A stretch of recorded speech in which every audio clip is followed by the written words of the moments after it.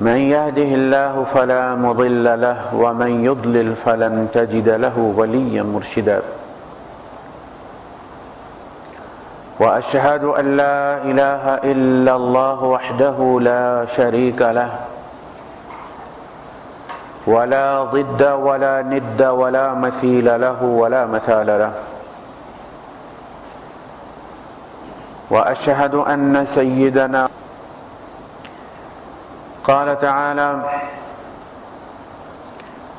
ليس على الذين آمنوا وعملوا الصالحات فيما طعموا إذا ما اتقوا وآمنوا وعملوا الصالحات ثم اتقوا وآمنوا ثم اتقوا وأحسنوا والله يحب المحسنين صدق الله العظيم رب اشرح لي صدري ويسر لي أمري واحلل عقدة من لساني يفقهوا قولي آمین یا رب العالمین۔ احسان کی ایک قسم تو وہ تھی جو آپ نے عید کے خطبے میں سن لی تھی، جس پہ ہم نے بڑی تفصیل کے ساتھ گفتگو کی تھی۔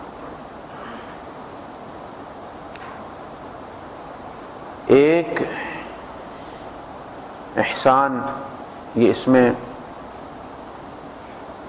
صفت حسن پیدا کردن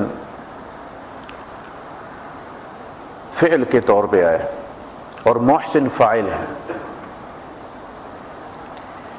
اللہ پاک نے مومن، منافق اور کافر جو انسانوں کے لیے تین لفظ استعمال کیے ہیں، تین نام استعمال کیے ہیں، وہ اس میں صفت ہیں، یعنی تو اس کا مطلب یہ ہوا کہ مجرد نام رکھ لینے سے کسی چیز کا جب تک کہ اس کے پیچھے اس کی حقیقت نہ ہو تب تک اس کا کوئی عملی جو آؤٹ پٹ ہے، اس کا جو کوئی فائدہ ہے وہ معاشرے میں نظر نہیں آتا۔ آپ جانتے ہیں ایک ہوتا ہے پیٹرول لکھا ہوا ہوتا ہے، ایک آپ کہتے ہیں پیٹرول، اس کا نام بھی آپ کہہ دیتے ہیں خصوصی ہے یا ریڈ ہے یا سپر ہے، اسپیشل، اور ایک اس کی اپنی حقیقت ہوتی ہے۔ یہ تین الگ چیزیں ہیں، لکھنا، بولنا اور اس کی حقیقت۔ آپ جب پیٹرول پمپ پہ جاتے ہیں تو آپ لکھا ہوا دیکھتے ہیں کہ یہاں پیٹرول ہے اور یہاں ڈیزل ہے، لکھے ہوئے کا یہ فائدہ ہو گیا کہ آپ نے گاڑی ادھر جا کے کھڑی کی جہاں پیٹرول ہے، سی این جی والی پہ نہیں کھڑی کی، ڈیزل والی پہ کھڑی نہیں کی۔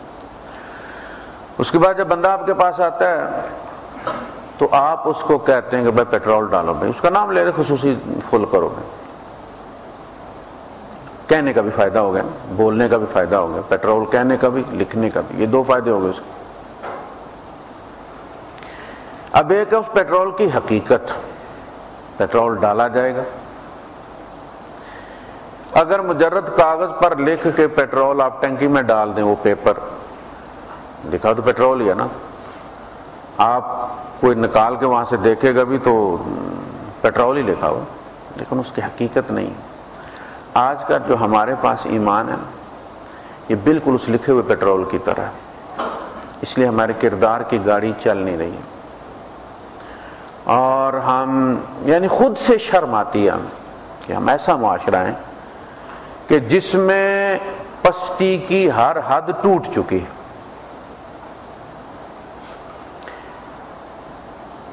اور یہ ہمارے اس موروثی ایمان کا منطقی نتیجہ ہے جو ہمیں ماں باپ سے ملا ہے، اور ہم نے اسی پہ کفایت کر لی۔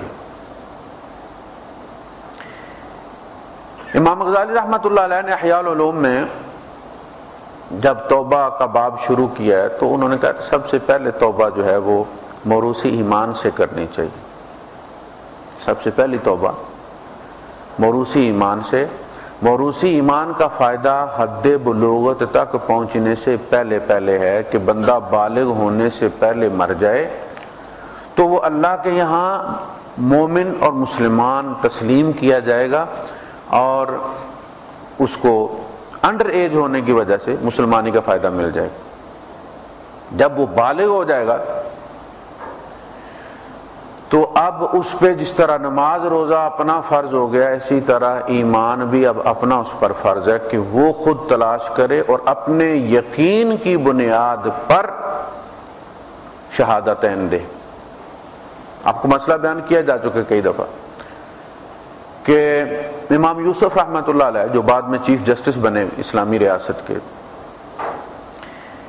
یہ امام ابو حنیفہ رحمۃ اللہ علیہ کے پاس پڑھتے تھے۔ والدہ ان کو چھوڑ گئی تھی تندور پہ، روٹیاں جو لگانے والا اس کے ساتھ ہیلپر کے طور پہ، غریب لوگ تھے۔ امام ابو حنیفہ رحمۃ اللہ علیہ پاس سے گزرے تو آپ نے دیکھا کہ لڑکا تو بڑا لائق ہے لیکن کس چکر میں پڑ گیا ہے، تو آپ اس کو اٹھا کے لے آئے اپنے مدرسے میں، یا بچے نے وہاں سے گزرتے دیکھا اسے پڑھتے ہوئے لوگ اچھے لگے، بیٹھ گیا، تندور والا اٹھا کے پھر لے گیا۔ انہوں نے جب بچے کا شوق دیکھا تو اس سے جا کے لے آئے۔ خیر بچے کی ماں نے کو جو ہے وہ اطلاع دی تندور والے نے کہ آپ کا بچہ جو ہے وہ تو وہاں چلا گیا۔ وہ آئی، اس نے کہا کہ جی یہ بچہ جو کماتا ہے اس سے ہم کھاتے ہیں، ہمارا اور کوئی ذریعہ نہیں ہے، تو میں اس لیے چھوڑ کے گئی۔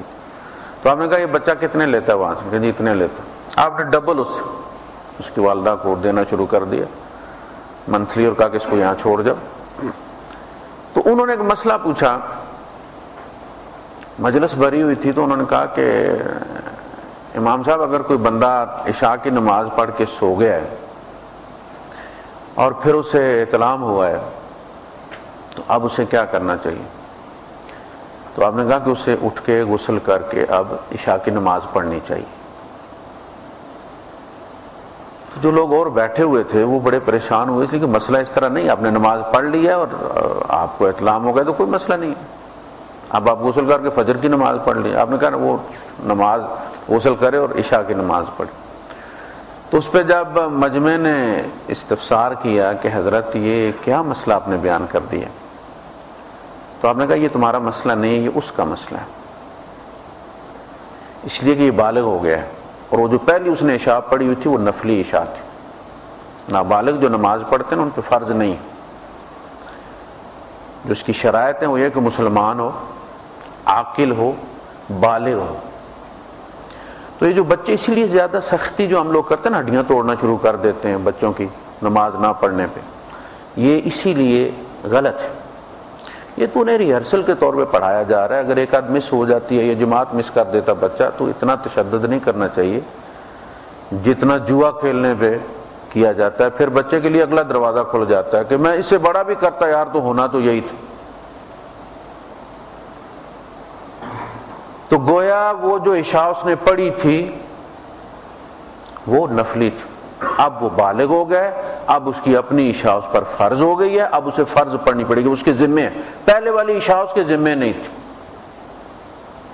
ایمان بھی اب اس کے ذمے ہے۔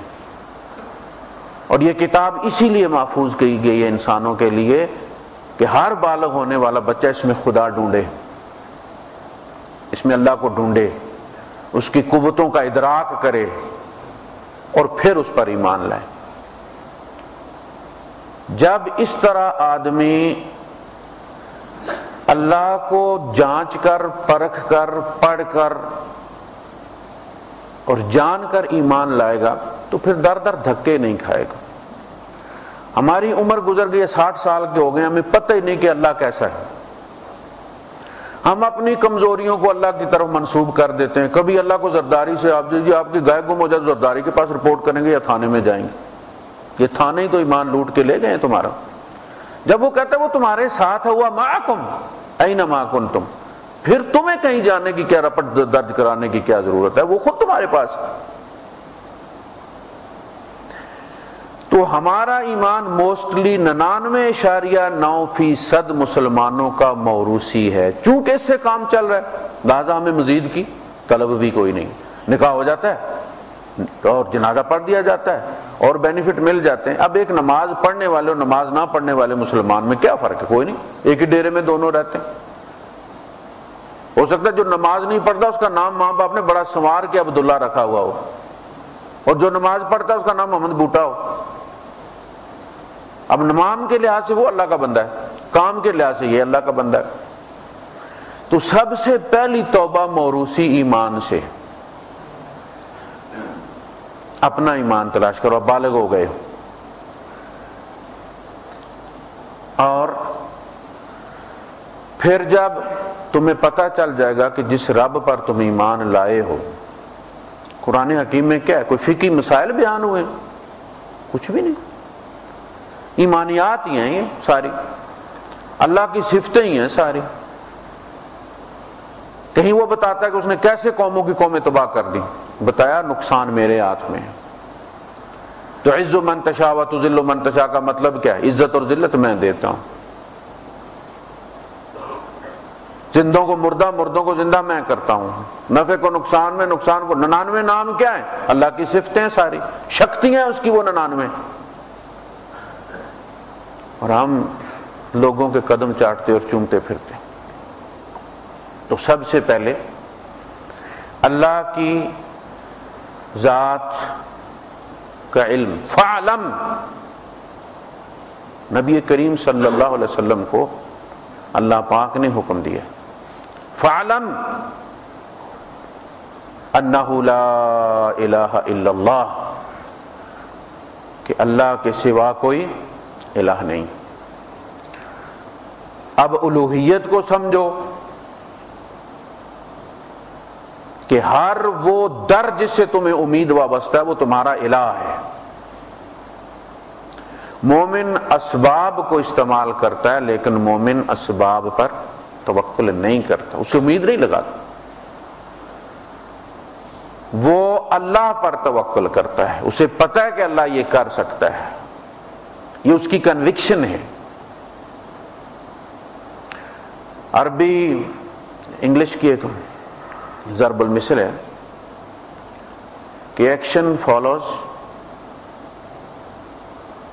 The conviction and not knowledge.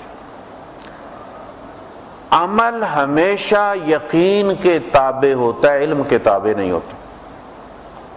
ایک چیز آپ کو معلوم ہے لیکن ہو سکتا ہے کہ اس علم پر آپ کو ایمان نہیں ہے۔ تو آپ یقین کو فالو کریں گے، action follows conviction and not knowledge. اگر نالج کی بنیاد پر ہو تو ابلیس جو فرشتوں کا معلم تھا اس سے زیادہ علم کس کے پاس ہوگا؟ ابو جہل سے زیادہ علم کس میں؟ یقین کیا ہے؟ کیوں اللہ پاک یقین کا مطالبہ کرتا ہے؟ اور جہاں کہا وَبِالْآخِرَةِ هُمْ يُوقِنُونَ، تو پہلے کیا کہا؟ جو اپنا مال اس میں سے جو اللہ نے دیا ہے وہ اللہ کی راہ میں خرچ کرتے ہیں، نماز قائم کرتے ہیں، ایمان پر غیب پر ایمان رکھتے ہیں، اور اس طرح سے رکھتے ہیں کہ وہ یقین کی حد تک چلا جاتا ہے۔ صحابہ کے مقابلے میں علم ہمارے یہاں تفصیلات، فرعی اور فروعی علم زیادہ، اس لیے فتنے بھی زیادہ ہیں۔ صحابہ میں سے بعض وہ تھے کہ جنہیں غسل کرنا نہیں آتا تھا، تیمم کرنا نہیں آتا تھا۔ علم آج زیادہ لیکن بے برکت علم ہے۔ ہماری کتابوں میں لکھا ہو کہ ان کے زمانے میں علم قلیل تھا لیکن برکت والا تھا۔ آج علم کثیر ہے لیکن عدیم البرکہ ہے، برکت نہیں اس میں۔ تو ہمارا علم جو ہے وہ صرف یقین نہ ہونے کی وجہ سے، دیکھیں علم زیادہ سے زیادہ آپ کو تدبیر پر جال ڈالنا سکھاتا ہے، یہ تکنیک کر لو، یوں کر لو، ایسے بزنس کر لو۔ تو علم زیادہ سے زیادہ تدبیر پر جال ڈالتا، اور بس چل گئی تو چل گئی، نہ چلی تو تکا۔ جبکہ یقین سیدھا تقدیر پر کمند ڈالتا ہے، میرا رب یہ کر سکتا۔ اس کی یہ ادا جو رب پر یقین والی ہے نا، وہ اللہ پاک کو ایسی بھاتی ہے کہ وہ کر دیتا ہے۔ حضور نے فرمایا اللہ کے بعض بندے وہ قسم کھا بیٹھتے ہیں، اللہ کی قسم یہ نہیں ہوگا، اور اللہ نہیں ہونے دیتے، اللہ ان کی قسم پوری کر دیتے۔ یہ یقین ہے۔ یہ کہاں سے آئے گا؟ یہ کہاں سے ملے گا؟ قرآن سے۔ اسے اس نظر سے پڑھیں، اللہ کو پہچاننے کے لیے اس کو پڑھیں۔ یہ اللہ کی صفات سے بھرا ہوا ہے، یہ ہماری کمزوریاں بیان کرتا ہے اور پھر کہتا ہے کہ دیکھو قوت یہاں ہے القوی کے پاس. ڈاکٹر نیوٹریشن ہوتا یہ القوی. وخلق الانسان ضعیفا، تم ہر لحاظ سے کمزور پیدا کیے گئے، جذباتی لحاظ سے بھی، ذہنی طور پر بھی. تم پھسل جاتے ہو اور رستہ بڑا تنگ بھی ہے اور بڑا خطرناک بھی ہے. تو اللہ کے پاس پناہ مانگو. اس نے شروع سے تعارف کروا دیا، بسم اللہ الرحمن الرحیم، الحمدللہ رب العالمین، الرحمن الرحیم، مالک یوم الدین. یہ کیا؟ تو یقین صحابہ کا زیادہ تھا. آپ دیکھیں ثابت ابن اسیرم جو تھے یہ کفار کی طرف سے لڑ رہے تھے مسلمانوں سے. جنگ کے دوران ان کو خیال آیا اور یہ نبی کریم صلی اللہ علیہ وسلم کے حضور پیش ہو گئے اور انہوں نے کہا کہ اللہ کے رسول، میں اگر مسلمان ہو جاؤں تو مجھے کیا ملے گا؟ آپ نے فرمایا اس وقت تو فردوس ہی ہے. یہ جو سچویشن اب ہے، اب تو جنت کی بڑی اعلیٰ جو ہے وہ قسم سامنے رکھی. تو اس بندے نے کہا کہ اللہ کے رسول پھر میرا آخری سلام قبول کیجئے. کھجور ہاتھ میں تھی، اس کو پھینک دیا، کہا کہ اسے تو اب چل کے جنت میں ہی کھائیں گے. گئے اور شہید ہو گئے. جنگ کے بعد خاص طور پر اللہ کے رسول صلی اللہ علیہ وسلم کچھ ساتھیوں کو لے کر گیا. آپ نے فرمایا آؤ میں تمہیں ایسا جنتی دکھاتا ہوں جس نے کوئی نماز نہیں پڑھی اور اس وقت فردوس میں ہے. میدان جنگ سے شہادت جو ہے نا، یہ عجیب معاملہ ہے کہ چونکہ شہید اپنی نیچرل زندگی گزارتا نہیں، اپنی مرضی سے اللہ کو دے دیتا. ایک تو نا فطری موت ہم مرتے ہیں ایڑیاں رگڑ رگڑ کے، تو یہ ہم اپنی پوری کر کے مرتے ہیں. جس طرح سیل بیگ ختم ہوتا ہے کھلونے میں، تو کھلونا جب پھر آہستہ آہستہ ہونا، تیز دوڑنے کے بعد پھر آہستہ آہستہ آہستہ آہستہ آہستہ پھر کھڑا ہو جاتا ہے بیٹری جلتے جلتے. اسی طرح ہم مرتے ہیں. شہید کا معاملہ ہے، کٹا جوان 18 سال کا، ابھی شب عروسی گزار کے آیا، غسل بھی نہیں کیا ہوا. حضرت حنظلہ رضی اللہ تعالیٰ عنہ، غسیل الملائکہ جنہیں کہتے ہیں، آپ کی شادی ہوئی تھی، پہلی رات تھی، حالت جنابت میں تھے. منادی دینے والے نے کہا کہ اللہ کے رسول صلی اللہ علیہ وسلم پر افتاد پڑ گئی ہے میدان احد میں. تو یہ اسی حال میں تلوار لے کر نکلے اور جا کے تو شہید ہو گئے. تو جب ان کی لاش کو اٹھایا گیا تو وہ گیلی تھی، پانی ٹپک رہا تھا. تو صحابہ نے کہا کہ اللہ کے رسول یہ پانی کہاں سے آئے؟ پانی میں بھیگے ہوئے بالکل. آپ نے ان کی طرف دیکھا اور کہا کہ اس کا معاملہ اس کے گھر والے زیادہ بہتر جانتے ہیں، ان سے پوچھو. جی حالت جنابت میں گئے تھے. آپ نے فرمایا ملائکہ نے اس کو غسل دیا، اس لیے ان کا نام آتا ہے حنظلہ غسیل الملائکہ. جیسے حضرت حذیفہ کا آتا نا صاحب سر نبی، نبی کا رازدار نام ہے. تو وہ گئے اور وہ سیدھے جنت الفردوس. ان کا معاملہ یہ ہوتا ہے کہ ان سے یہ زندگی لے کے وہ زندگی پکڑا دی جاتی ہے. ہمارا تو حساب کتاب ہوگا نا، ہم اس قابل ہوں گے. شہادت بہت بڑا رتبہ ہے. آپ اس کا اندازہ کر لیں اس بات سے کہ اللہ کے رسول صلی اللہ علیہ وسلم نے اس کی تمنا کی، نبیوں کا سردار. آپ نے فرمایا اودت، میں یہ پسند کرتا ہوں، مجھے یہ پسند ہے، ان اقتل فی سبیل اللہ ثم احیا ثم اقتل ثم احیا ثم اقتل. میری دلی خواہش ہے کہ میں اللہ کی راہ میں قتل کیا جاؤں، پھر زندہ کیا جاؤں، پھر قتل کیا جاؤں، پھر زندہ کیا جاؤں، پھر قتل کیا جاؤں. بات پھر قتل پہ ختم کی. یہ وہ مقام ہے. کہاں سے حاصل ہوتا ہے؟ یقین کے ساتھ.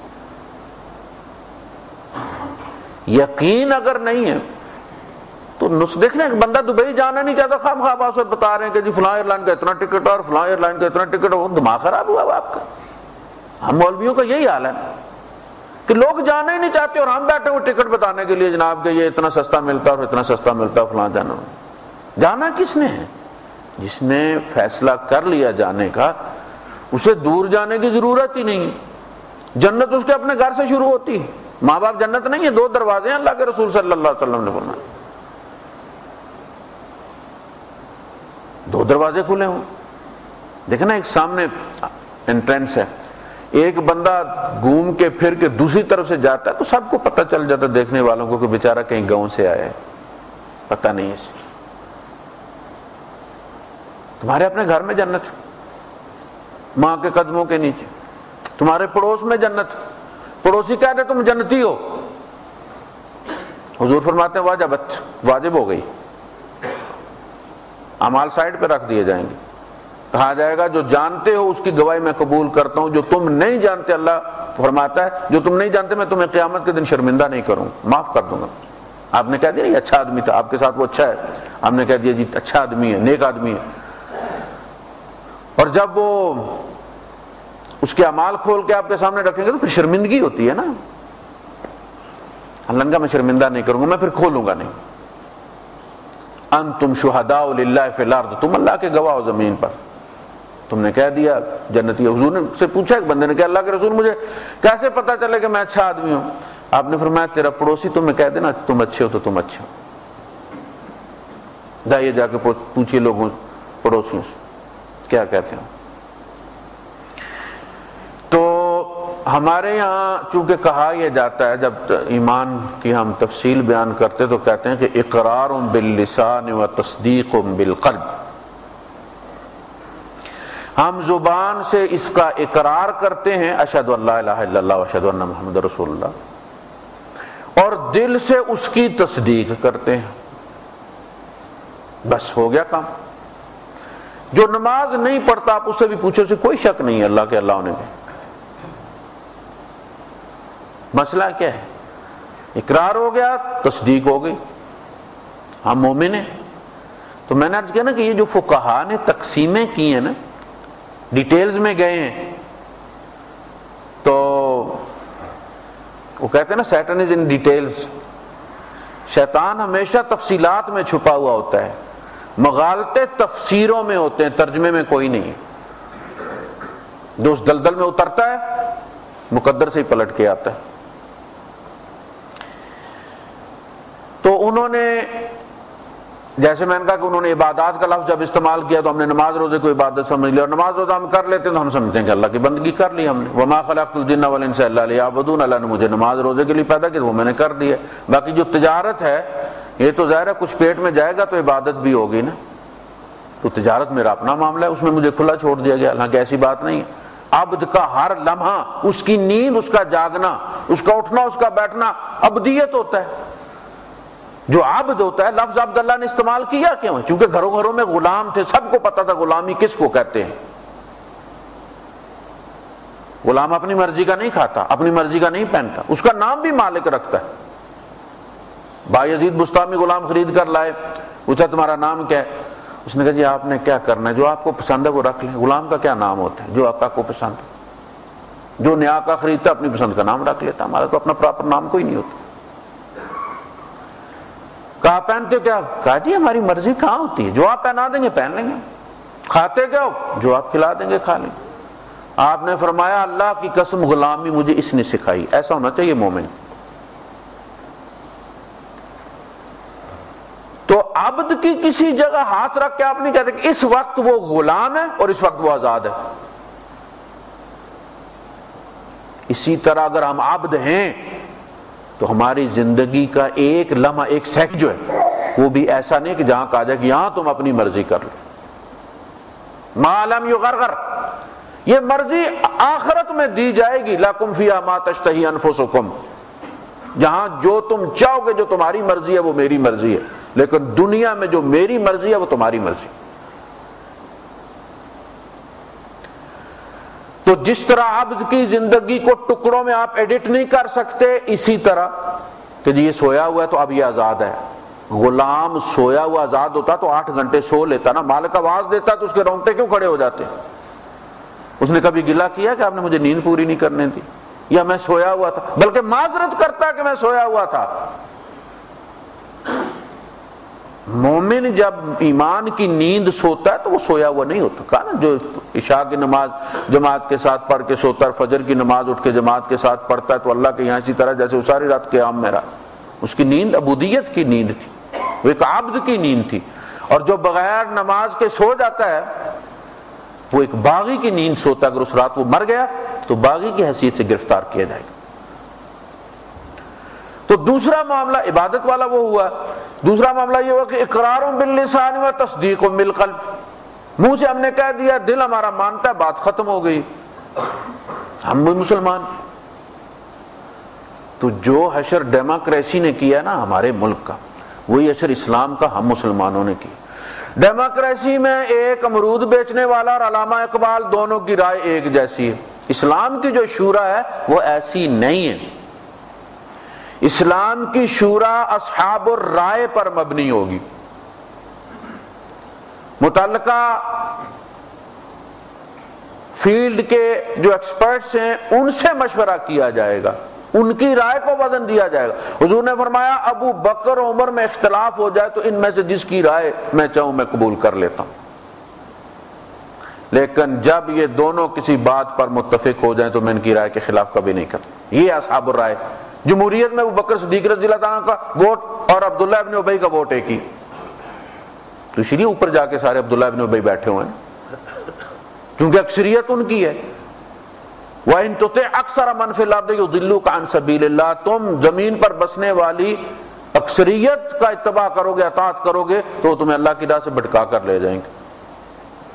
ڈیموکریسی یہ ہے. 3 بندے بیٹھے ہوئے ٹی وی پروگرام میں، چینل پر، سوال یہ پوچھا جاتا ہے کہ صاحب پوچھا گیا نا ڈیموکریسی کیا ہے، تو ان کا جی ابھی آپ کو بتاتے ہیں. انہوں نے سوال کیا کہ ہمایوں بابر کا بیٹا تھا یا بابر ہمایوں کا بیٹا تھا؟ تو ایک نے کہا کہ ہمایوں بابر کا بیٹا تھا اور دو نے کہا کہ نہیں بابر ہمایوں کا بیٹا تھا. ان کا جی یہ ڈیموکریسی ہے، یہ ٹھیک ہے، یہ ٹھیک کہہ رہے ہیں، یہ ہے جمہوریت. ہمارے یہاں بھی چونکہ وہ مسلمان ووٹ دیتے ہیں کہ جو اقرار باللسان تصدیق بالقلب والے، عمل تو مانگا ہی نہیں نہ گیا. اچھا عربوں کے یہاں جو تفصیل ہے اس کی وہ ہے اپنے ایمانیات میں، سعودیہ سے آپ جو لے کر آتے ہیں اردو میں جو ترجمے میں، اس میں آپ پڑھیں، اس میں لکھا گیا اقرار باللسان و تصدیق بالقلب و عمل بالجوارح. زبان اقرار کرے، دل تصدیق کرے، بلکہ جو دل میں ہے زبان اس کا اعلان کرے، عمل اس کی گواہی دے. اور یہ کہاں سے لیا گیا؟ قرآن سے. منافق آ کے کہتے تھے اللہ کی قسم، اللہ کی قسم انک لرسول اللہ. سورہ منافقون کیا اذا جاءک المنافقون قالوا نشهد انک لرسول اللہ واللہ یعلم انک لرسول. انہوں نے کہا اللہ کو نہ بتاؤ کہ میں اللہ کا رسول ہوں، اللہ اچھی طرح جانتا ہے میں اس کا رسول ہوں. واللہ یشہد ان المنافقین لکاذبون. اللہ گواہی دیتا ہے کہ منافق یقیناً جھوٹ بول رہے. یہ دل کی بات نہیں، یہ زبان کی بات. الذین آمنوا بافواہہم ولم تؤمن قلوبہم. جو منہوں سے ایمان لائے ان کے دل ایمان نہیں لائے. ولما يدخل الایمان فی قلوبکم. ابھی ایمان تمہارے دلوں میں نہیں گیا، اس لیے کہ میں نے پہلے بھی عرض کیا کہ ایکشن فالوز کنوکشن. جو آپ کی کنوکشن ہوگی آٹومیٹیکلی آپ کی باڈی اس کے مطابق عمل کرے گی. آپ یہ یقین رکھتے ہیں کہ جو آپ کے سامنے پڑی ہوئی چیز ہے یہ سانپ ہے، آپ سگی ماں بھی کہے نا کہ نہیں بیٹا یہ تو رسی ہے، آپ کبھی نہیں اٹھائیں گے. آپ نے اپنی کنوکشن کو فالو کرنا ہے، امی کی بتائی ہوئی خبر کو فالو نہیں کرنا. آپ دیکھتے ہیں، آپ کو پتا ہے کہ سانپ زہریلا ہوتا ہے، اس کے ڈسنے سے آدمی مر بھی جاتی ہے. یہ ایک ایسی چیز ہے جو ہمارے اندر جو ہے انسٹالڈ ہے، حالانکہ سارے نقصان دہ سانپ نہیں ہوتے. خیر آپ دیکھتے بھی ہیں کہ سپیرا اس کو گلے میں ڈال رہا ہے، وہ اس کی بغل سے نکل رہا ہے، ادھر سے آ رہا ہے، ادھر سے گھس رہا ہے، ادھر سے. آپ کیوں نہیں ہمت کرتے اسے پکڑنے کی؟ آپ کے سامنے اسے کوئی نقصان نہیں پہنچا رہا، لیکن آپ کا یقین اتنا قوی ہے کہ سانپ جو ہے یہ زہریلا ہوتا ہے اور اس کے ڈسنے سے بندہ مر جاتا ہے. آپ خود ہی عذر تراش رہے ہیں کہ یار اس کے ساتھ یہ ہلا ہوا ہوگا. آپ کے دل میں یہ خیال آتا ہے کہ یار اس نے پکڑا میں کیوں نہ پکڑوں، میں تو انجینئر ہوں، یہ اسکول بھی نہیں گیا ہے، یار اس کے ساتھ ہلا ہوا ہو گئی، اس کو نہیں ڈستا، میں نے پکڑا تو ڈس لے گا۔ اچھا یار ہو سکتا ہے کہ زہریلا ہو اور اس نے کوئی کشتہ کھایا ہوا ہو، اس کو سانپ ڈسے بھی تو کچھ نہ ہو، سپیروں کے پاس ہوتے ہیں نا، تو یار اس نے کوئی کھایا ہوا ہوگا اور مجھے یہ مروا دے گا۔ 100 عذر آپ پیش کرتے ہیں لیکن آپ کا یقین آپ کو آگے نہیں بڑھنے دیتا، وہ عذر تراشتے کہ بعد آ جائے۔ یہ ہے اصل چیز۔ اگر دل میں تصدیق، ہمارے یہاں پھر اس کو کہا جاتا ہے کہ دیکھیں ہم بھی تو یہی کہتے ہیں نا، تصدیق بالقلب، اگر تصدیق دل میں ہوگی تو وہ عمل میں آئے گی۔ قرآن حکیم کہتا ہے قل اعملوا، نبی ان سے کہو کہ تم ٹائم کیوں ضائع کرتے ہو، عمل کرو، تم جاؤ، معاشرے میں رہتے ہو نا، جاؤ جا کے بزنس کرو، تجارت کرو، کھیتی باڑی کرو، نارمل زندگی گزارو، تمہارا عمل بتا دے گا تم کیا ہو، لکھ کے دینے کی کیا ضرورت ہے؟ قُلِ اعْمَلُوا فَسَيَرَى اللَّهُ عَمَلَكُمْ، یہ سورہ توبہ ہے، اور اس کو سورہ رسوائی بھی کہتے ہیں، اس کو رسوائی والی سورت بھی کہتے ہیں، اس لیے کہ اس میں اللہ پاک نے خوب ان کو ننگا کیا۔ قُلِ اعْمَلُوا فَسَيَرَى اللَّهُ عَمَلَكُمْ وَرَسُولُهُ وَالْمُؤْمِنُونَ، اللہ بھی دیکھے گا، رسول بھی دیکھے گا، مومن بھی دیکھیں گے، گھوڑا بھی حاضر ہے، میدان بھی حاضر، پتہ چل جائے گا۔ تو جب ہم میدان میں دیکھتے ہیں کہ پاکستان اسلام کا قلعہ ہے، یہ ایک مقدمہ ہے، ایک دعویٰ ہے، اب اس دعوے کو آپ نے ثبوت سے ثابت کرنا ہے، دلیل سے ثابت کرنا ہے، مٹیریلائز کرنا ہے اس کو، آپ اس کا کوئی ایویڈنس دینا ہے۔ آپ کیا ہے؟ ہر برائی اپنی بدترین شکل میں ہمارے یہاں موجود ہے۔ برائی برائی ہوتی ہے نا، لیکن اس کی شکلیں ہوتی ہیں، وہ بدترین شکل میں ہمارے یہاں موجود ہے۔ یورپ والے شراب پیتے ہیں، 2-4 قطرے وہ ڈالتے ہیں زبان پہ تو وہ ہونٹ پہ پھیر کے زبان، تو بس ان کا کام ہو گیا۔ ہمارے 10-10 گلاس پی جاتے ہیں، پھر 20-20 آدمی مرے ہوئے صبح ملتے ہیں، یعنی حالت ہے۔ کوئی بھی برائی دیکھ لیں آپ، جہاں زندگی اور موت کا معاملہ ہے، دوائیوں میں ملاوٹ، تو وہ قلعے میں یہ دوائیاں بنتی ہیں 2 نمبر۔ قلعے میں ہے کیا؟ باہر مسجد کا بورڈ لگا کے اندر بندے نے کعبہ خانہ کھولا ہوا ہو، نیکی کا کام۔ ہم نے ملک لیا تھا نماز کے نام پر، ہم اس کو مسجد بنائیں گے، اور ہمارے علماء نے یہ کہا تھا کہ مسجد کے بنانے میں تو اختلاف ہو سکتا ہے کہ یہاں بنائی جائے یا وہاں بنائی جائے، لیکن جب یہ بن جاتی ہے تو پھر ہر مسلمان کا یہ فرض ہے کہ وہ اس کا دفاع کرے۔ ہمارا مقصد تھا کہ ہم پورے ہندوستان کو مسجد بنائیں، آپ نے کہا کہ نہیں ہم اس خطے کو بنا لیتے ہیں، ٹھیک، آپ نے بنا لیا، لیکن اب ہم اس کی مخالفت نہیں کریں گے، ہم اس کے دفاع میں اپنی جانیں لٹا دیں گے، اس لیے کہ اب ہمارے ایمان کا بھی ایک مسئلہ بن گیا۔ تو نام لیا تھا آپ نے، کوئی آدمی آپ سے آ کے کہتا ہے کہ جی میں مدرسہ یا مسجد بنانا چاہتا ہوں، اور آپ اس کو زمین الاٹ کر دیتے، اپنا پلاٹ آپ ان کے نام وقف کر دیتے، اور 1 2 سال 10 سال بعد آپ کو پتہ چلتا ہے کہ وہاں چکلا کھلا ہوا، آپ پہ کیا گزرے گی؟ آپ اس کی داڑھی دیکھیں گے کہ بڑا نیک بندہ ہے۔ ہمارے یہاں پولیس والوں احتجاج کر رہی تھی نا، طوائفیں شاہی محلے کی، تو انہوں نے کہا کہ یہ پولیس چوکی یہاں سے اٹھائی جائے، اس لیے کہ گاہک کام ہو گئے، پولیس کو دیکھ کے تو گاہک پھر آتا بھی ہو تو مسجد کی طرف چلا جاتا، تو انہوں نے کہا یہ چوکی اٹھائیں، ہماری روزی کا معاملہ ہے۔ اچھا ان کا تو جو ہوا سو ہوا، جو طوائفوں کی طرف سے مذاکرات کر رہا تھا اس کا نام تھا حاجی محمد حنیف، میرا عام نام ہی تھا، اور بغیرت ساتھ حاجی لگانا ضروری تھا؟ طوائفوں کی طرف سے مذاکرات کر رہا ہے پولیس سے، انتظامیہ سے، اور حاجی محمد حنیف. آپ نے جو دیکھا ہے چینلز پہ جو گند دیکھتے ہیں، یہ مسجد میں ہو رہا ہے. کیا بنا دیا ہم نے ملک کو؟ کسی زمانے میں جو طوائفوں کا لباس ہوتا تھا کہیں لکھا ہوا نہیں ہوتا تھا کہ یہ طوائف ہے، وہ انٹری دیتی تھی اور پتا چل جاتا تھا کہ یہ طوائف ہے. اس کا لباس بتاتا تھا اور وہ محفل بتاتی تھی. اب آپ دیکھ لیں، شرافا اور مذہبی گھرانوں میں وہی لباس ہے جو کسی زمانے میں 7 لاکھ میں طوائف کا تھا.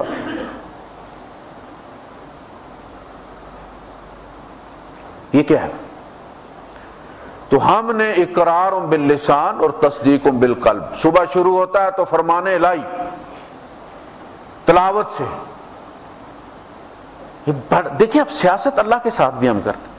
ریکارڈنگ والے صبح کھولتے ہیں تو پہلے تلاوت کی کیسٹ لگاتے ہیں قاری عبد الباسط کی، اس کے بعد عزیز میاں کی لگتی ہے نبی نبی یا نبی نبی، اور اس کے بعد سانو نہر والے پلتے بلا کے سارا دن چلتا ہے. یہ اللہ کے ساتھ ہے. تو اگر ہمارا یقین ہو، دیکھیں یقین کی بات چلی ہے تو کورٹ میں کیس چل رہا تھا، تو وکیل نے ایک پوائنٹ اٹھایا. اس نے کہا کہ صاحب آپ میرے موکل پر جو قتل کا الزام لگا رہے ہیں کہ اس نے کسی لڑکی کو ریپ کر کے قتل کر دیا تھا. تو انہوں نے کہا جی یہ ریپ اس نے نہیں کیا ہے اور وہ لڑکی قتل نہیں کی گئی ہے، وہ لڑکی زندہ ہے اور میں جیوری اور ججز کے سامنے ابھی اس لڑکی کو پیش کر رہا ہوں اور وہ لڑکی عدالت میں داخل ہو رہی ہے. تو وہ پوری جیوری اور وہ ججز عدالت کے دروازے کی طرف دیکھنا شروع ہو گئے. کوئی نہیں اندر آیا، دیکھتے رہے کو 2-3 منٹ. وکیل نے کہا کہ سرکار میں صرف ایک پوائنٹ آؤٹ کرنا چاہتا تھا چیز کہ آپ کے دل میں اس لڑکی کے قتل ہونے کا یقین نہیں ہے، اور ججز نے اور جیوری نے دروازے کی طرف ٹکٹکی باندھ کے دیکھ کے یہ ثابت کر دیا اپنے عمل سے کہ آپ کو یقین نہیں ہے کہ وہ قتل ہوئی ہے. اگر یقین ہوتا تو آپ دروازے کی طرف بالکل نہ دیکھتے. لہذا میرے موکل کو اب سزائے موت نہیں دی جا سکتی، چونکہ میں سب کے سامنے بری عدالت میں ثابت کر چکا ہوں کہ ججز کو بھی یقین نہیں ہے اور جیوری کو بھی یقین نہیں ہے. لہذا پلیز آپ مہربانی کریں، جو تھوڑی بہت ہی سزا ہے، جو الزام ہے اس کو تھوڑی بہت ہی سزا دے دیں آپ، لیکن آپ اس کو کیپٹل پنشمنٹ نہیں دے سکتے. پوائنٹ بڑا ویلڈ تھا.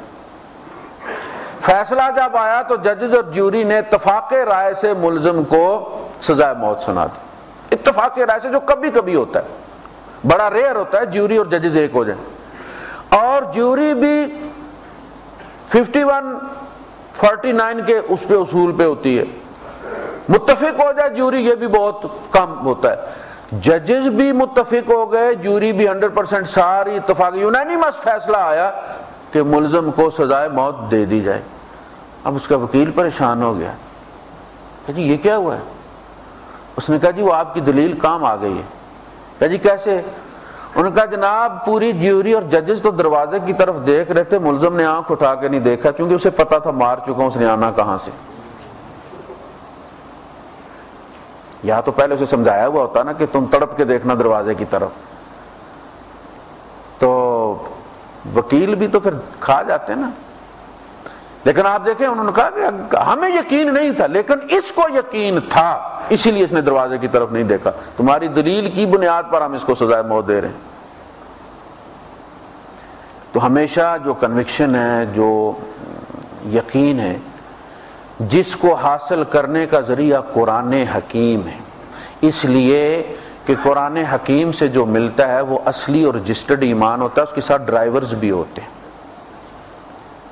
یہ جو ادھر ادھر سے ہم لیتے ہیں نا اور پاسورڈ ڈال کے کام چلا لیتے ہیں،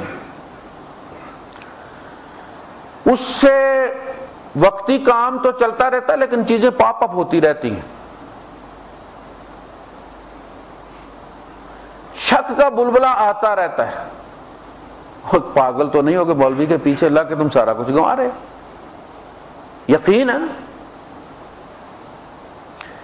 وہ یقین صرف اور صرف اللہ کا کلام دیتا ہے۔ انسانی کلام کے اندر وہ صلاحیت ہے ہی نہیں، اسی لیے اللہ نے اس کو محفوظ کیا۔ اگر آپ کو رب چاہیے اور آپ اللہ پر ایمان لانا چاہتے ہیں تو اس کے لیے پھر وہ ایمان چاہیے کہ بایزید بستامی رحمۃ اللہ علیہ کہتے ہیں کہ جب میرے پاس منکر نکیر آئے اور انہوں نے پوچھا کہ تیرا رب کون ہے،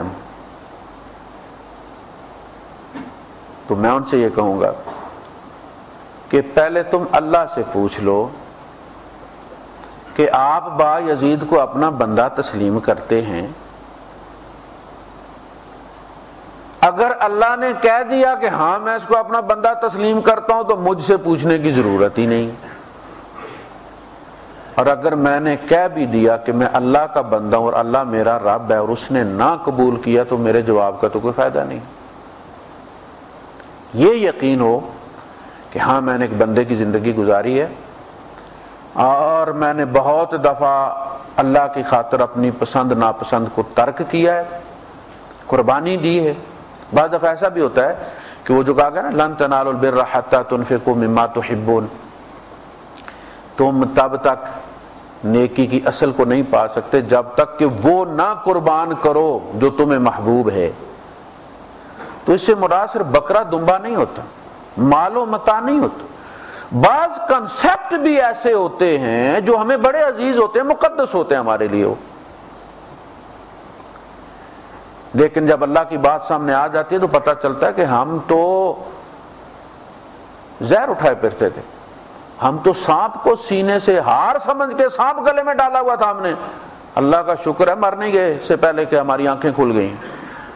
تو یہ جو کنسیپٹس ہوتے ہیں نا مختلف قسم کے جو ہمیں باپ دادا سے ملتے ہیں اور ہم انہیں مقدس چیز سمجھ کر سینے سے لگائے رہتے ہیں، وہ بس سانپ بھی ہوتے ہیں، ان کو بھی اگر تم خرچ کر دو گے، اللہ کی خاطر چھوڑ دو گے تو اس کا سب سے بڑی قربانی یہی ہے۔ شوری قربانی یہاں سے ہوتی۔ تو ایک تو احسان دیکھیں سورہ الانعام میں اللہ پاک نے فرمایا، مسئلہ یہ ہوا کہ غزوہ احد میں کچھ وہ لوگ بھی شہید ہو گئے تھے جنہوں نے شراب پی ہوئی تھی، چونکہ ابھی شراب حرام نہیں ہوئی تھی تو وہ سافٹ ڈرنک کی طرح تھی یا لسی کی طرح تھی، یعنی جس طرح لوگ کھجوروں کا مختلف کرتے ہیں نا اور انگوروں کو بننے لگاتے ہیں، کچھ بیچ دیتے ہیں، کچھ کھانے کے لیے رکھتے ہیں، کچھ کا ہم لوگ آم بیچتے ہیں، کچھ کا اچار ڈال لیتے ہیں، اسی طرح وہ اچار ڈال لیتے تھے کھجور کا بھی اور انگور کا بھی، اور وہ تھوڑی دیر کے بعد وہ کچھ دنوں کے بعد وہ نشہ آ جاتا تھا اس میں، جیسے گنڈیری 4 دن پڑی رہے آپ کو پتا نا سرخ ہو جاتی ہے، وہ سرخی شراب ہے اس کی۔ تو یہ ان کے گھر ہر گھر میں یہ ہوتی تھی، مسئلہ ہی کوئی نہیں تھا۔ جب شراب حرام ہوئی تو کچھ لوگوں کے ذہن میں آیا کہ ہو وہ تو جو بعض شہدائے احد تھے وہ تو رات کو شراب پی کے سوئے ہوئے تھے اور صبح ظاہر ہے وہ ان کے بدن میں تھی، تو ان کا کیا بنے گا؟ اللہ پاک نے فرمایا لیس علی الذین آمنوا وعملوا الصالحات جناح فیما طعموا اذا اتقوا وآمنوا وعملوا الصالحات ثم اتقوا وآمنوا ثم اتقوا واحسنوا واللہ يحب المحسنین۔ اہل ایمان جو حرام ہونے سے پہلے جو چیزیں کھا چکے ہیں اس پر ان سے کوئی مواخذہ نہیں ہوگا، اگر وہ آئندہ ایمان اور تقوی کی روش اختیار رکھیں، اور وہ ایمان اور وہ تقوی ان کو احسان تک پہنچا دے، اور احسان یہ ہے کہ تم اللہ کے ساتھ ون آن ون ہو جاؤ، بس تو جو کہا نا کہ ان تعبد اللہ کانک تراہ، تو اللہ کی غلامی یوں کرے، عبادت کا لفظ اب مسخ ہو گیا ہمارے یہاں، لمیٹڈ ہو گیا بہت، تو اللہ کی غلامی یوں کرے کہ جیسے تو اللہ کو دیکھ رہا، تو اللہ کو دیکھ رہے، اور کہا فَإِن لَمْ تَكُنْ تَرَاهُ، اگر تو نہیں بھی دیکھ سکتا تو اللہ تو تمہیں دیکھ رہا ہے، فَإِنَّهُ يَرَاكَ، وہ تو تمہیں دیکھ رہا ہے۔ بندہ کام کر رہا تھا، برش مار رہا تھا، تو ٹینکی کا جو پائپ اوپر چڑھتا ہے کالا سا وہ سائڈ سے چڑھ رہا تھا، بڑی بڑی ٹینکی تھی، اچھا اس نے آنکھ سے سائڈ سے اس نے سمجھا فورمین کھڑا ہے، بڑے خشوع و خضوع سے وہ برش مارتا رہا کوئی آدھا پونا گھنٹہ، اس کے بعد جب اس نے دیکھا سے نظر پھیر کے تو وہ کالا پائپ تھا. اب جو اس کو وہ پچھتایا, وہ جو پسینہ نکالا تھا اس نے. یہ ہے کہ میں دیکھوں نہ دیکھوں وہ مجھے دیکھ رہا ہے. فورمین کو دیکھ لے کلی تو ایسے دل مار کے کام کرتا ہے جیسے بابا جی کا ہے. تو ون آن ون مسئلہ ہمارا یہ کہ ہم یہ سمجھتے ہیں 5 ارب انسان ہیں, مچھلیاں ہیں, کیڑے مکوڑے ہیں, 90% مخلوق سمندر میں ہے, 10% خشکی پر ہے. خشکی پر بھی ڈھیر سارے انسان ہیں, ان کے اپنے اپنے مسائل ہیں, ہر بندہ کسی نہ کسی کام میں لگا ہوا ہے, اچھے یا برے میں. اب بندہ سوچتا ہے کہ یار اتنے لوگوں نے میرے اوپر ہی نظر رکھی ہوئی ہوگی. یار گاڑی کو کیمرہ لگ جائے تو بندہ جب تک آ نہ جائے میسج یہی سمجھتا نا پچھلی والی کو لگا ہوگا یا مجھ سے اگلی والی کو لگا ہوگا. دوگلا ہی رہتا ہے نا کہ نہیں نہیں وہ تو پچھلی کو لگا تھا, ایسے مجھے فلش پڑی ہے لگا پچھلی کو ہے. تو بندہ یہ سمجھتا نہیں نہیں اللہ تو ادھر دیکھ رہا ہوگا جب بڑا ظلم ہو رہا ہے امریکہ میں, بھائی بڑائی بے حیائی ہے, ادھر دیکھ رہا ہے, اسلام آباد میں تھوڑی دیکھ رہا ہے. ہمارے تو نہیں, ہوا معکم, وہ تم میں سے ایک ایک کے ساتھ ہے. ما یکون من نجوا ثلاثۃ الا هو رابعهم, تم 3 سرگوشی کرنے والے نہیں ہوتے کہ چوتھا وہ ہوتا ہے. کیوں؟ اس لیے کہ سرگوشی کی ضرورت ہی اس وقت پڑتی ہے جب 3 ہوتے ہیں, اور جب 2 بندے ہوں تو سرگوشی کرنے کی ضرورت کوئی نہیں نا, پھر تو اونچی بات کرتے ہیں نا. تیسرے سے ہی پردہ ہوگا تو سرگوشی کریں گے. اللہ نے اس لیے یہاں سے شروع کیا ہے, ورنہ وہ ایک کے ساتھ بھی دوسرا ہوتا ہے. وَنَحْنُ أَقْرَبُ إِلَيْهِ مِنْ حَبْلِ الْوَرِيدِ. بندہ یہ سمجھے کہ کائنات میں, پوری کائنات میں اور کوئی مخلوق نہیں ہے, میں مخلوق اور میرا رب خالق ہے, بس ون آن ون. اب ذرا ٹیڑھا ہو کے دیکھے نا, وہ بازار میں بھی جائے گا تو اسے پتا ہے میرے رب کی نظر میرے اوپر, میں ہی چل رہا ہوں بازار میں. بس یہ چیز اسے سیدھا کر دے گی.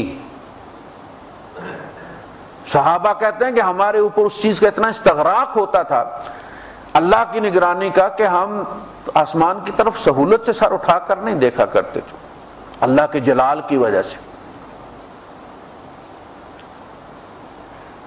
تو اگر وہ ایمان اس احسان تک لے جائے کہ بندہ کائنات میں یہ سمجھے کہ بس میں ہی ہوں جس کے ساتھ, اللہ کے ساتھ باتیں کرے, مشکل آئے اس کے ساتھ ڈسکس کرے, یہ نہ سمجھے کہ اللہ پاک کہیں اور لگا ہوا ہے, میری کب سنے گا. وہ سمجھے صرف میرے لیے ہی بیٹھا ہوا ہے, میرے گناہ کی نگرانی کے لیے, میرے گناہ کے بخشنے کے لیے, میری عبادت قبول کرنے کے لیے, میرے اوپر نظر رکھنے کے لیے, مجھے سمجھانے کے لیے, راہ دکھانے کے لیے.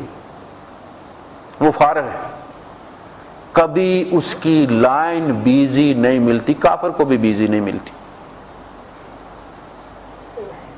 یہ ہے اللہ جو قرآن سے ملتا ہے. جب آپ اس جگہ پہنچ جائیں گے تو سیدھے ہو جائیں گے, پھر کوئی چیز آپ کو ٹیڑھا نہیں کر سکتی. حالات, زمانہ, فلاں فلاں, زمانہ کچھ بھی نہیں کرتا.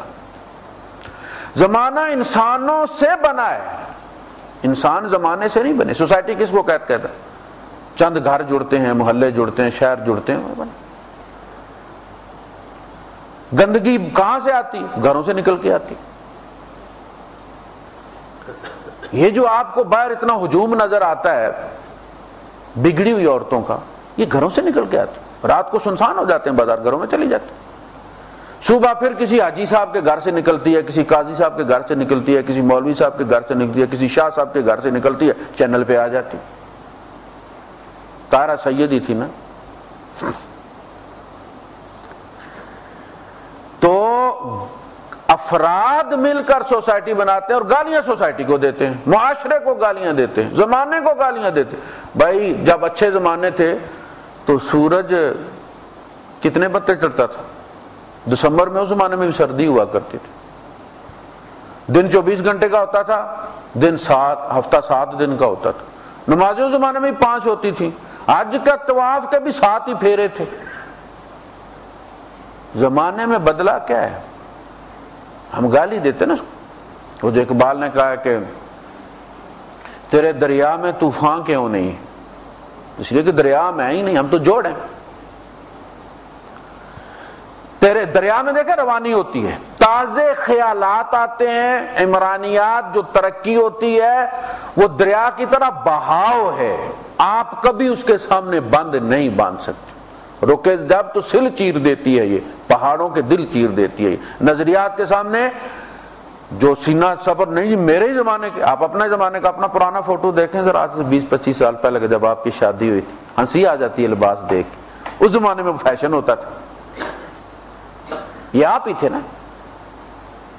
آج آپ بس اور ٹرک دیکھ رہے ہیں نا فوٹو، تو آپ کو پتہ چل جاتا کہ یہ 1970-77 کی بس ہے، ہر چیز، ان چیزوں کا رستہ آپ روک نہیں سکتے، ان کو عیب دینے سے کچھ نہیں بنے۔ تو دریا ہے مومن، جب اسلام نکلا ہے وہاں سے جزیرۃ العرب سے اور جدید ترین دنیا میں آیا، سپر پاور اس کے پڑوس میں تھی، ایران اور روما جو تھی، فارس اس زمانے میں، عراق فارس کے اندر تھا، کبھی اس کو وہ لے لیتے تھے روم والے اور کبھی فارس والے لے لیتے تھے، میدان جنگ تھا۔ سورہ روم کی تفسیر پڑھیں گے تو آپ کو پتہ چلے گا، غلبت الروم۔ اسلام جب یہاں آیا تو لوگ ڈرے، جس طرح آج ہمیں ان سے ڈر لگتا ہے نا کہ یار یہ لوگ اگر ہمارے حاکم بن گئے تو یہ تو چھوٹی چھوٹی بات پہ گولی مار دیتے ہیں، یا اللہ بچائیں ان سے۔ وہ جو نبی کریم صلی اللہ علیہ وسلم کی سماحت تھی، جو تحمل تھا، جو عفو تھا، جو درگزر تھا، وہ تو ان کو چھو کر بھی نہیں گزرا، ان کو تو ایسے پتہ چلتا بندے مارنے کا ٹھیکہ دیا گیا ہے، ہلیا نہیں کہ سلیا نہیں۔ نبی کریم صلی اللہ علیہ وسلم کے دربار میں کبھی ایسا ہوا کہ کسی کی داڑھی کو نہیں تو نیچے اتار کے بس سے سب کے سامنے اس کو 10 جوتے مارنے جناب، پھر بس میں بٹھا دینا۔ اب وہ بندے کے اندر آپ نے انسانیت مار دی، آپ نے اس کو وہ زخم دیا ہے جو کبھی ہرا نہیں ہوگا، یعنی جو کبھی سوکھے گا نہیں، وہ کبھی اس کو بھول ہی نہیں سکتا اس انسلٹ کو۔ حضور یہی کیا کرتے تھے، یا اللہ کے رسول صلی اللہ علیہ وسلم شرابی ہے بندہ،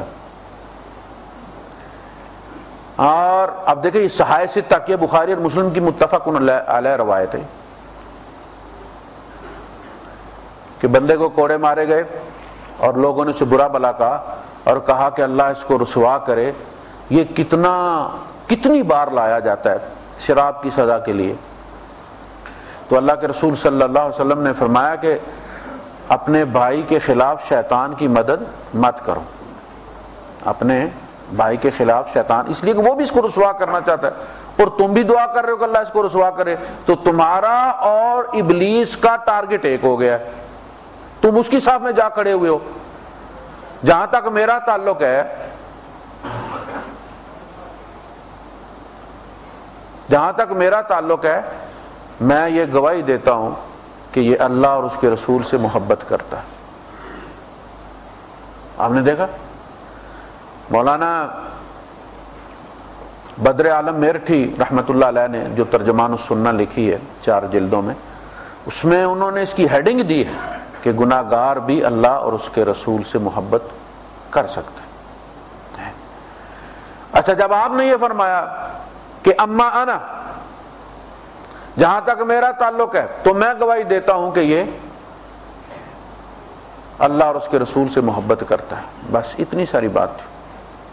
لکھنے والے لکھتے ہیں کہ اس کے بعد اس بندے نے زندگی میں کبھی شراب کو زبان تک نہیں لگا، جو کام کوڑوں نے نہیں کیا میرے نبی کے ایک جملے نے کر دی، اسے یہی سرٹیفکیٹ چاہیے تھا۔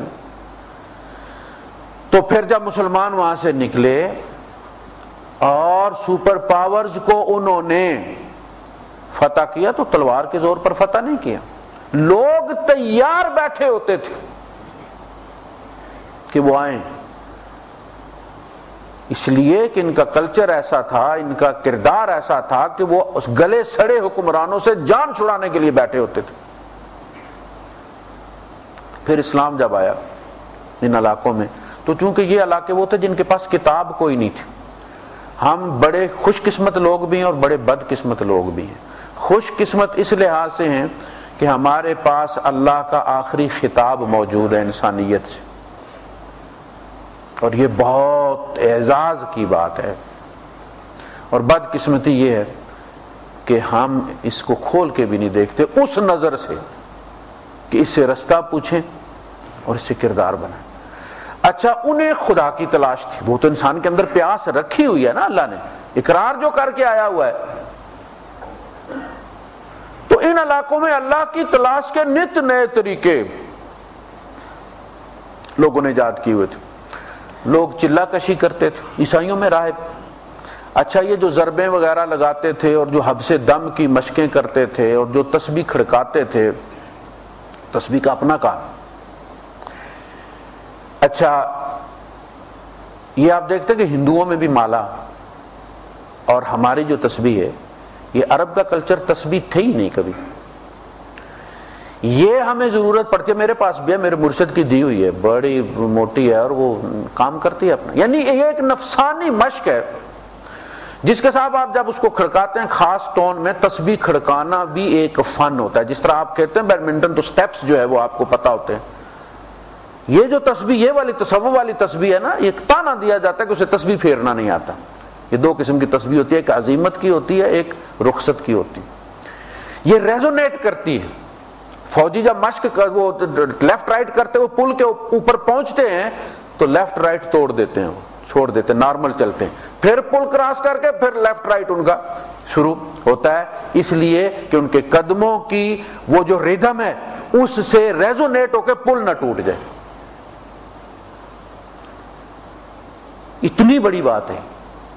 ہوا کی جو ساؤنڈ، جب ہوا چلتی ہے ساؤنڈ دیتی ہے، میوزک جو آپ کرتے ہیں، یہ میوزک کا بھی اپنا ایک کردار ہے ریزونیشن کے اندر۔ امریکہ میں بہت بڑا پل اس ہوا کی ریزونیشن سے، اس کی جو ساؤنڈ چل رہی تھی ساتھ میوزک کی، جب چلتا تو وہ سانساں کی آواز آتے، پھر جب وہ اس کو پل سے ٹکرا کے مختلف اوپر نیچے سے ہوا گزری، میوزک کسی کا نام ہے، پل ایسے بکھر گیا جیسے بم سے اڑایا گیا۔ اور ریزونیشن کا آپ دیکھیں اس کو جا کے فزکس پہ تو آپ کو وہ تصویریں نظر آئیں گی کہ فوجیوں کے قدموں سے پل بیٹھ گیا ہے ان کی لیفٹ رائٹ سے، پھر اس کا اصول بنایا گیا کہ نہیں کرنی۔ یہ تسبیح وہ کام کرتی ہے، جب اس کو خاص انداز سے کہا ہے تو دل اس کے ساتھ جو ہے وہ اس کی پلپٹیشن بڑھتی ہے، کم ہوتی ہے۔ تو یہ مالا، اس کا تعلق ابو بکر صدیق رضی اللہ تعالیٰ کے ساتھ بالکل نہیں ہے، یہ سارا نفسانی کام ہے۔ ہندو کرے تو بھی یہی رزلٹ نکلتا ہے، مسلمان کرے تو بھی یہ رزلٹ نکلتا ہے، عیسائی کرے۔ جب مسلمان ان علاقوں میں گھسے تو یہ وائرس لگا ہے، اس کا ابو بکر صدیق کے ساتھ کوئی تعلق نہیں ہے، ورنہ حضور نے صرف 2 صحابہ، 23 سال میں 2 ہی صحابہ محسن پیدا کیے تھے، حضرت علی اور حضرت ابو بکر۔ عمر فاروق رضی اللہ تعالیٰ تو کسی کے پیر نہیں بنے پھر۔ تو یہ چیزیں یہاں کی ہیں، ان کے نتائج بھی ہیں، ان کو اسلام سے کسی بھی دین سے جوڑنے کا کوئی تعلق نہیں ہے۔ وآخر دعوانا الحمدللہ۔